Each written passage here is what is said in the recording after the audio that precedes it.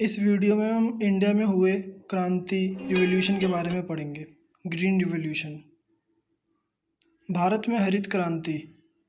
भारत में फसल वृद्धि संबंधित क्रांति। भारत में हरित क्रांति की शुरुआत सन 1960 टू 1967 में प्रारंभ करने का श्रेय नोबेल पुरस्कार विजेता प्रोफेसर नॉर्मन बोरलॉग को जाता है, लेकिन भारत में एम.एस. स्वामीनाथन को इसका जनक माना जाता है।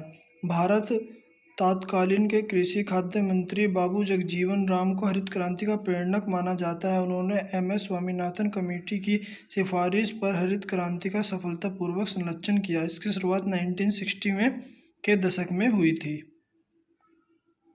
White revolution in India. सफ़ेद क्रांति क्या है? दूध क्रांति के लाभ व भारत में सफ़ेद क्रांति की इतिहास। देश की स्वतंत्रता के बाद हरित क्रांति और सफ़ेद क्रांति ही वह दो क्रांतियां थीं जिनके कारण भारत की आर्थिक स्थिति में बड़े परिवर्तन आए।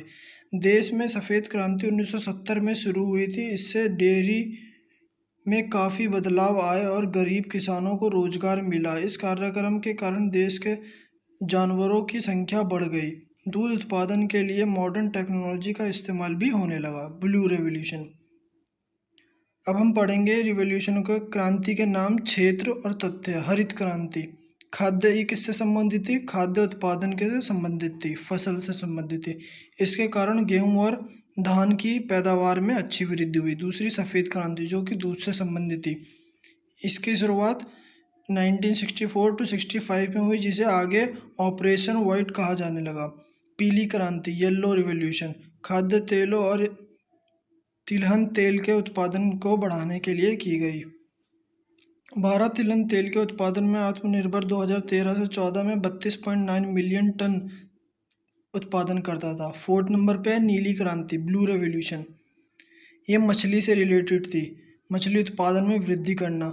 2013 से 14 में भारत में 95.8 लाख टन मछली का उत्पादन हुआ था। भारत विश्व का दूसरा सबसे बड़ा मछली उत्पादन देश बन गया था। 5 नंबर पर गुलाबी, पिंक रेवोल्यूशन। यह प्याज और झींगा मछली से संबंधित थी। छठे है काली क्रांति, ब्लैक रिवॉल्यूशन। यह पेट्रोल खनिज तत्वों से संबंधित थी, एनर्जी सोर्स। 7वां ग्रे रेवोल्यूशन। इसमें उर्वरक जो खाद होती है उत्पादन की वृद्धि में था। 8वां रजत क्रांति, सिल्वर रिवॉल्यूशन।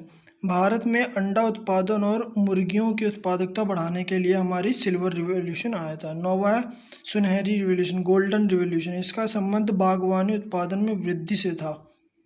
भारत में बागवानी उत्पादन जीडीपी के 31% योगदान देता है, जिसमें भारत की सब्जी, फल ये सब आते हैं।